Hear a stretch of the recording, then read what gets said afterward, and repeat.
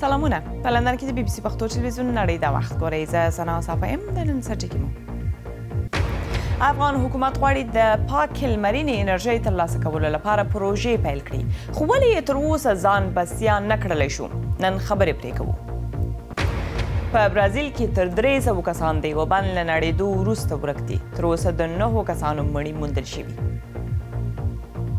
خپرونه کې له دې ټولو سره په هنري شیبو کې مو په کابل کې د باچا خان تلین غونډې ته بیایو ګورو چې چا څه پکې وویل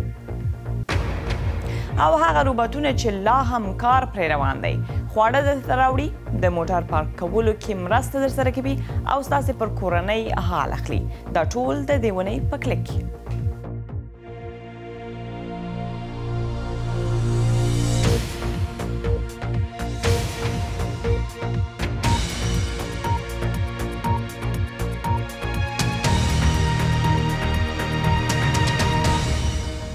ستړي مه شئ د بي بي سي پښتو ټلویزیون نړۍ د وخت خپرونه همدا اوس پر بي بي سي پښتو راډیو او فیسبوک هم په ژوندۍ بڼه خپریږي هلته یې هم اوریدلی او لیدلی شئ افغان حکومت پلان لري چې په بېلابېلو ولایتونو کې د 2000 میګاواټو په ظرفیت د لمر انرژۍ د تولید پروژې پیل کړي یو څو به یې په هرات کې وي د هرات برېښنا شرکت وایي په دې برخه کې لومړي کارونه شوي دي هرات همدا اوس له ګاونډیو ایران او ترکمنستان برېښنا واردوي خو هغه بس نه ده نور جزئیات یې له دغه ولایت محمد قاضیزاده په خپل رپورټ کې لري داسې ښکاري چې اوس تمه لمر ته ده په وارداتي برېښنا ستونزه هواره نه شوه هرات له ترکمنستان او ایران 150 میګاواټه وارداتي برېښنا لري خو یوازې په همدې ولایت کې 300 میګاواټه برېښنا ته اړتیا ده ځایي چارواکي وایي ژر به د 400 میګاواټه په ظرفیت په هرات کې د لمرینې انرژۍ د تولید ماشینونه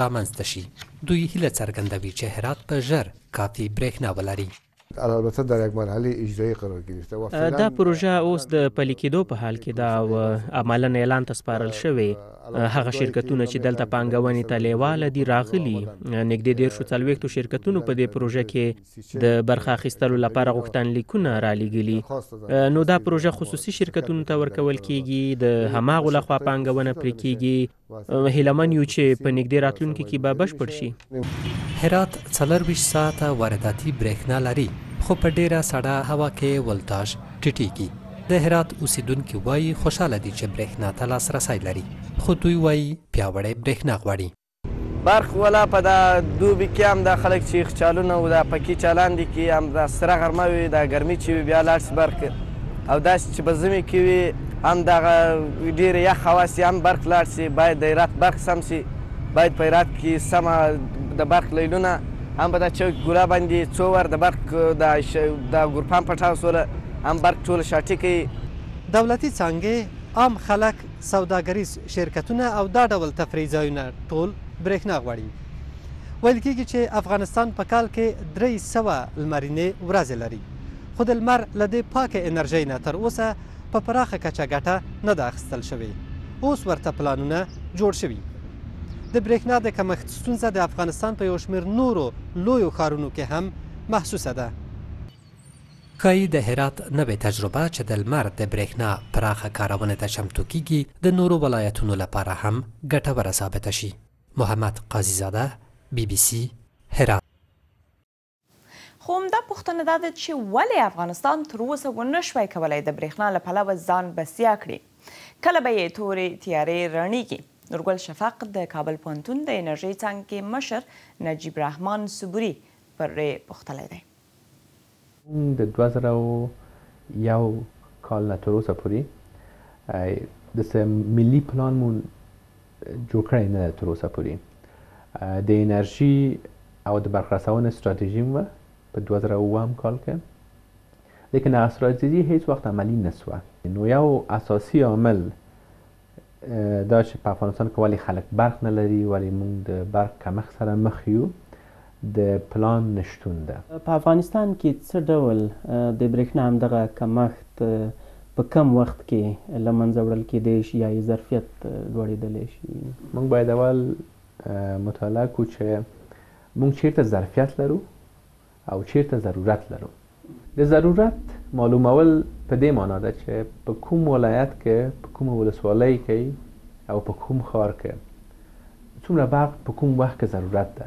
او د کوم منابعو نه فرضاً مونږ ته د لمر برق اقتصادي لویږي، بادي برق په یو منطقه کې ښه ده، د اوبو برق ښه ده، یعنی کوم امکانات مونږ لرو په منطقه کې دا باید معلومه سي. په بعضو منطقو کې مونږ باد لرو، په ځینو ځایو کې مونږ ګاز لرو، تیل لرو، زغال لرو، نو دا باید معلومه سي چې په کوم منطقه کې مونږ د چی شي نه برق باید تولید کو. اوس هرات کې چې د بادي برېښنا امکانات شته د یو متخصص په حیث چې تاسې ورباندې پوهیږئ، هلته څنګه دې نه ګټه اخیستلی شي چې یو څه په افغانستان کې د برېښنا د کمښت ستونزه حل شي ورسره؟ په هرات کې مونږ تقریبا 180 میګاواټه وارداتي برق لرو، یعنی مونږ هم د ایران نه واردوو او هم د ترکمنستان نه. دا برېښنا کولی شي دا بادي برېښنا چې دغه مونږ تاسو وابستگی نور مملکتو ته کمه کړي، او بل کولی شو دا د هرات برق مونږ نورو سیمو ته وغځوو. لیکن دا ملی شبکه باندې دولت کار کوي، هغه شاید 4 یا 15 کاله نور وخت ونیسي چې دا ملی شبکه تکمیل سي. نو تر هغه وخته پورې مونږ نسو کولی چې د هرات د باد انرژي نه انرژي مونږ نور ولایتو ته ولېږو. که راشو مزار ته، په مزار کې له ګازو د برېښنا د ترلاسه کولو امکانات یا چاره څنګه درته ښکاري؟ د مزار او د شبرغان د ګاز برېښنا هغه کولی شي چې خپله مزار ښار ته په پیک وخت کې یوازې برق ورکړي. یعنې مونږ بیا که وغواړو چې ټول برق خپل د ګاز نه تامین کو، مزار او شبرغان، مزار او جوزجان او شمالي ولایتو کې، بیا هغه مونږ ته ډېره قیمته تمامېږي. او ایما نظر داده چې د ګاز مصرف باید په تودوخه کې استفاده وشي، یعنی مونږ هغه باید د تودول دپاره او یا د پخولو دپاره استفاده وکړو، هغه ډېر ارزانه تمامېږي. نورګل شفق د کابل پوهنتون د انرژي څانګې مشر نجیب رحمان صبوري سره خبرې کولې. پر دې موضوع یا نورو ورته موضوعګانو که تاسې نور مطالب غواړئ وګورئ، واورئ یا ولولئ، کولی شئ زموږ ویبپاڼې ته سر وښکاره کړئ. پر BBC پښتو ټکي کام یې موندلی شئ، پته پر سکرین باندې هم ګورئ. اوس هم یو څو نور لنډ خبرونه. جرمني، اسپانیا او فرانسې د ونزویلا پر ولسمشر غږ کړی دی چې په یوه اونۍ کې دننه د آزادو او شفافو ټاکنو اعلان وکړي. وایي که داسې ونه شي نو مجبور دي چې مخالف سیاستوال د دغه هیواد د نوي ولسمشر په توګه وپېژني. وان ګوادو د چهارشنبې په ورځ ځان د نوي ولسمشر په توګه اعلان کړ. د 11مه شنبه یکشنبه ده چې په فرانسه کې د ژیړ واسکټو غورځنګ مظاهره کوي. دوی وایي د ژوند کیفیت یې بیخي ډېر ټیټ شوی دی. د دې غورځنګ د لوړپوړو غړو په منځ کې یو څه درز پر دې راغلی دی چې له دې وروسته د خپلو حقونو او غوښتنو ترلاسه کولو لپاره څه وکړي او له څه کار واخلي. د جرمني د ډبرو سکرو وزیر بیا سپارښتنه کړې ده چې دغه هیواد باید تر 2028 کاله خپل د ډبرو سکرو ټولې بټۍ وتړي. په جرمني کې په دې وروستیو کې ډیری خلک پاکه انرژي کاروي او تیر کال پکې تر ډبرو سکرو خلکو پاکه انرژي ډیره کاروله. او هند د خپل جمهوریت او 1مه کلیزه په ډیرو شاندارو مراسمو ولمانځله. په ډیلي کې په دې تړاو پوځي پریډ وشو او د تاریخ له څو برخو نندارې پکې وړاندې شوې. په مراسمو کې د هیواد لومړی وزیر نریندرا مودي او د جنوبي افریقا ولسمشر سایرل راماپوسا برخه اخیستې وه. ډېر نور مشران هم وو. د مراسمو نندارې ته په لوی شمېر کې خلک ورټول شوي وو. په برازیل کې د کانکنستو یوه کمپنۍ وایي 200 کارګر یې لا هم ورک دي. دا له هغه وروسته چې دغلته د هیواد په سویل یا جنوب ختیځ ایالت کې د وسپنې پر یوه کان یو بند ونړېد. تر اوسه د 9 کسانو مړي موندل شوي دي. د میناس جیریاس ایالت والي وایي ډېر لږ چانس شته چې خلک دې ژوندي وموندل شي. د ژغورنې یوه چورلکه پاس څرخي او مرستندویه ډله په خټو کې د نښتو خلکو د ژغورنې هڅې کوي. د برازیل په بیلو هوریزونتي ښار کې د ویل په نامه د کانکیندنې د شرکت یو بند ویجاړ شوی او په میلیونونو ټنه خټې ځان سره باولي چې کروندو او څارویو ته درانه زیانونه اړولي. کورونه ویجاړ شوي او یوازې چتونه یې پاتې دي. په لسګونو خلک لا اوس هم ورک دي. ځایي چارواکي وایي چې د ژوندي موندلو هیلې ډېرې کمې دي. د راکل کریسټینا پلار هم په ورکو شویو کې دی. دا وایي مور او پلار مو چیرې دي؟ د دوی میندې او پلرونه چې د ورځې په پیل کې کارونو ته تللي وو وایي هیڅوک څه راته نه وایي. پلار مې چیرې دی؟ پلار مې چیرې دی؟ د هیواد نوی ولسمشر جیر بولسونارو له زیانمن شویو سیمو کتنه کړې وه او بیا یې پر ټویټر دا پیغام پرېښودلی و. موږ به زیانمنې شوې سیمې له پاسه وڅارو چې د زیان کچه وڅېړو چې وکولی شو د قربانیانو له خپلوانو سره د دوی د ستونزو په لرې کولو کې مرسته وکړو او پر چاپیریال د دې پیښې د اغېز ارزونه هم وکړو. د ویل شرکت وایي چې له کانونو د پاتې شویو توکو ځینې برخې سیمه کې د خلکو کورونو ته هم رسیدلي خو له هغو کورونو یې اوسیدونکي ایستلي. زه د خپل خفګان د بیانولو لپاره ټکي نه لرم. دې پیښې ډېر نهیلی او خواشینی کړی یم. دا هغه څه دي چې ما یې هیڅکله هم اټکل نشو کولی. 3 کاله مخکې ویل شرکت د منسګیرس په سیمه کې د یو بل بند د ویجاړېدو مسؤل هم و. په هغه پیښه کې په میلیونونو ټنو د وسپنې زهرجن پاتې شوني په سیمه کې خپاره شول او په هیواد کې د چاپیریال تر ټولو لوی ناورین جوړ کړ.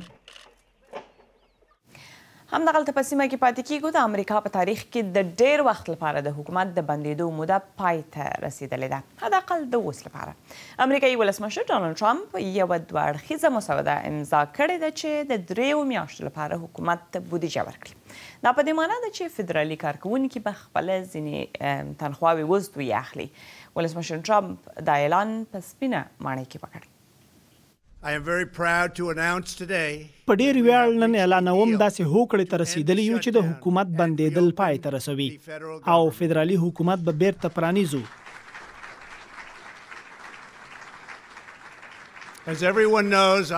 څرنګه چې ټول خبر یې زه یو ډېر ځواکمن بدیل لرم خو دا ځل نه غواړم ویې کاروم.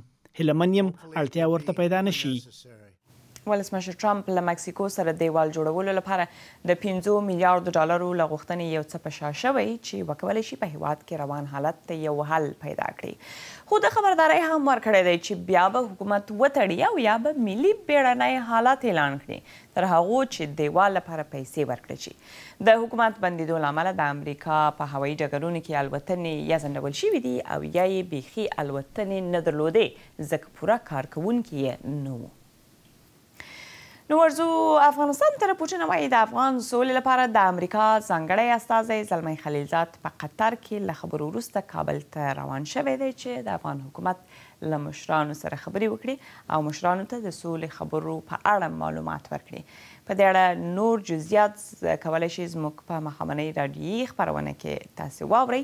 نن یې کوربه عنایت الحق یاسیني دی او خپرونه د افغانستان پر 9 او د پښتونخوا پر 8 بجو باندې خپرېږي. نو که غواړئ راډیو پر وخت ورته چالانه کړئ. نو د بي بي سي پښتو تلویزیوني خپرونه نړۍ ته وخت ګورئ. اوس لږه لنډه دمه لرو، بېرته راسنیږو، راسره اوسئ او چیرې مه ځئ.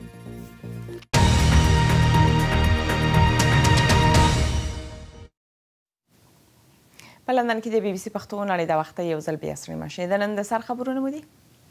افغان حکومت غواړي د پاکې لمرینې انرژۍ ترلاسه کولو لپاره پروژې پیل کړي چې د برېښنا له پلوه پر بهرنیو هیوادونو یې تکیه راکمه شي.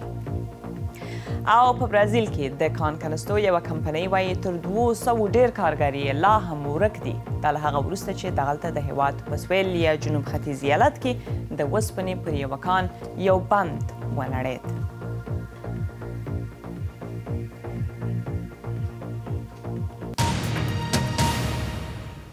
په هنري شیبو کې مو شکیبا حبیب دا اونۍ له افغانستان نه سویس او تونس ته بیایي. راته وایي چې د تېرې اونۍ رنګینې خبرې څه وې.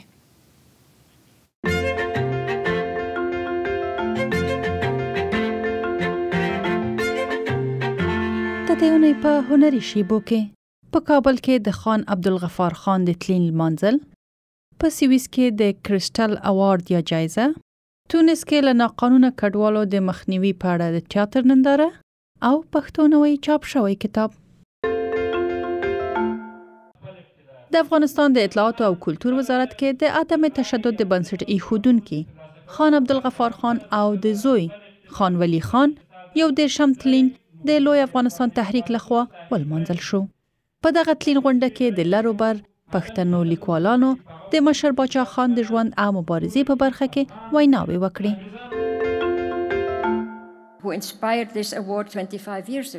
کریستل اوارد یا جایزه د هغو آرټیستانو یا هنرمندانو کارونه ستایي چې د نړۍ په پرمختګ او ښه بدلون کې برخه ولري. په 2019 کې د دې جایزې 25مه کلیزه ولمانځل شوه. دا جایزه د نړیوال اقتصادي غونډې لخوا ورکول کیږي. سږکال یې سر ډیوډ اتنبره، حیفه المنصور، مرین السوپ په جایزو ونازول. حیفه المنصور یو سعودي خپلواکه فلم جوړونکې ده چې په 2015 کې د بیل سیوري ښځې په نوم مستند فلم ډیر بریالی شو. د فلم پر نورو سعودي فلم جوړونکو هم اغیز وکړ او د هیواد کې د سینما او پرانیستلو خبره رابرسیره او رسنیزه کړه. مارین السوپ یو امریکایي د موزیک ډلې لارښوده ده چې اوس مهال د دواړو نامتو بالټیمور سمفوني ارکستر او د ساو پاولو د موزیک ډلو ته لارښوونه کوي. سر ډیوډ اتنبره یو برتانوي ساينسپوه او څېړونکی دی. په 1954 کې په لومړي ځل د ژوو او ژوبڼ د نړۍ پروګرام جوړ کړ. تونس د ناقانونه کډوالو پر ضد عمل کوي. د ملګرو ملتونو د کډوالو اداره وایي چې دوی د تیاتر یو ننداره د خلکو د پوهاوي په مخه جوړه کړي. د رافت یا کوچنۍ کښتۍ چې ډایرکټران یې سیرین ګنون او مجدي بومتر دي او IOM یې د سمبالولو چارې پر مخ بیایي. د تیاتر دا ننداره د تونس خلکو ته دا فرصت برابروي چې د هنر له لارې د کډوالۍ په اړه معلومات ترلاسه کړي. نندارچیانو ته بلنه ورکول کیږي چې د 8 تنو کډوالو له سیلابونو او کړکېچونو ډک سفر کې برخه واخلي. د لومړي ځل لپاره په پښتو کې د منظومه کلیاتو کتاب چاپ شوی دی. لیکوال د افغانستان علومو اکاډمۍ غړی څېړنوال عبدالغفور لیوال دی. په دغه کتاب کې د ښاغلي لیوال 15 منظومې راټولې شوې دي چې یوازې یوه یې د سلطان په نوم نوې چاپ شوې ده. نورې 4 منظومې د دې مخکې هم په بیلابیلو کتابونو کې خپرې شوې وې. موږ په یو افغاني رنسانس پیل وکړو او بالاخره دا ثابته کړو چې انسانان د وژلو دپاره نه دي، انسانان د مینې دپاره دي، انسانان د کار دپاره دي، انسانان د ژوند دپاره دي. په سلطان منظومه کې لوی پیغام دا دی چې ژوند مهمه دی.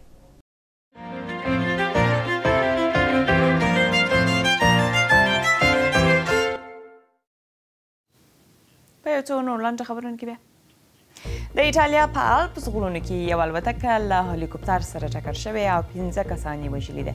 پیښه موبلا سره نږدې شوې ده. تر اوسه معلومه نه ده چې وژل شوي څوک او د کوم هیواد دي. او فیسبوک اعلان کړی دی چې خپل انسټاګرام، واتساپ او فیسبوک مسنجر خدمات سره یو ځای کړي. دا درې واړه به بیا هم په خپل حال کې جلا جلا اپونه وي، خو یو ځایوالی یې په دې معنا دی چې یو فیسبوک کاروونکی کولی شي په مخامخ ډول له هغه چا سره تماس ونیسي چې یوازې واتساپ کاروي او نورې شبکې نه کاروي.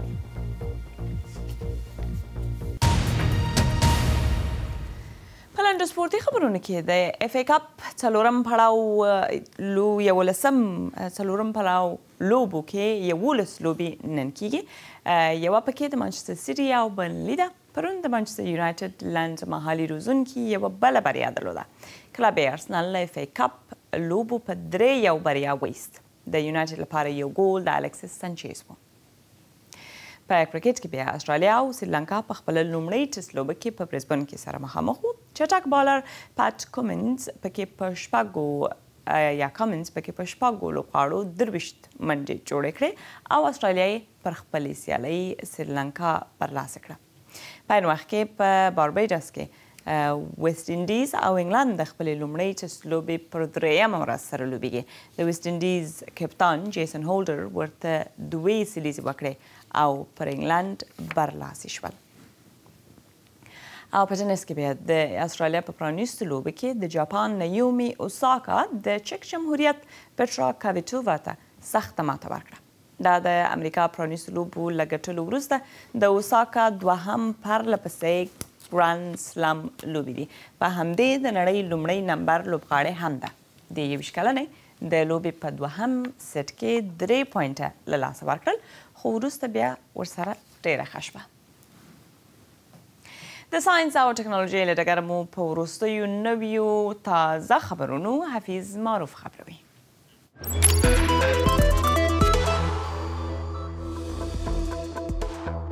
د لندن ګټویک هوایي ډګر اعلان کړی د روباټونو لپاره یې ازمایښتي تمځایونه جوړ کړي چې راتلونکی اوړی به په رسمي ډول کار پیلوي. دا روباټونه چې غځېدونکې پله تر موټر لاندې کوي د جی پی ایس په مرسته موټر خوندي ځای ته وړي. د دې سیستم موخه دا ده چې له دریو یوه برخه ډیر موټر په هغو ځایونو کې ځای کړل شي چې تمځایونو ته ځانګړي شوي دي.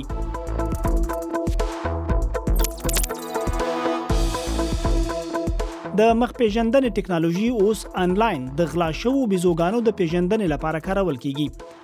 هغه معلومات چې پر خواله رسنیو د خپلو ملګرو د لیکنو پیژندنې لپاره کارول کېدل اوس د بیزوګانو د موندنو لپاره کاریږي.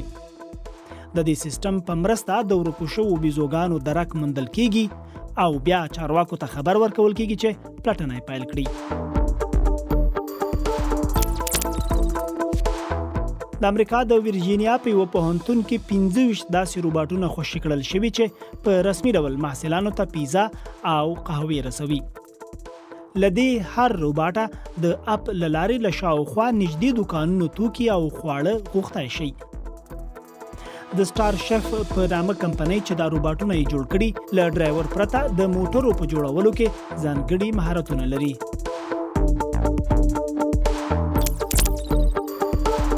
او د روباټونو په نړۍ کې یو بل وروستی پرمختګ بیا دا ده چې سونی د کوچني کوکوري په څیر روباټ جوړ کړی.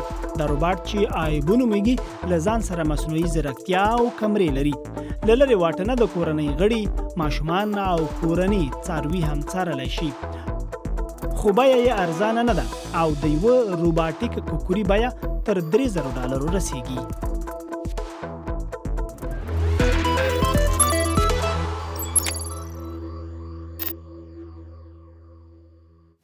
کلک مولید له مخکې مو درځئ چین ته بوزم. دا د ښوونځي د ورځ تر پیل وړاندې د چین په شمال شانشي ولایت کې ښوونکی ژانګ پن کفای دی. له خپلو زده کوونکو سره یې وینئ دوی د شفل په نامه نڅا کوي. ښوونکی مني چې لومړی باید خپله دغه نڅا زده کړې وای او بیا یې نورو ته ښودل پیل کړي دي. په دې نڅا کې ټول 200 کسان برخه اخلي یا دغه زده کوونکي پکې برخه اخلي. ښوونکی وایي نڅا زده کوونکو ته ښه په دې ده چې هوډ او لیوالتیا یې ډېروي او له فزیکي پلوه هم ښه ده ورته.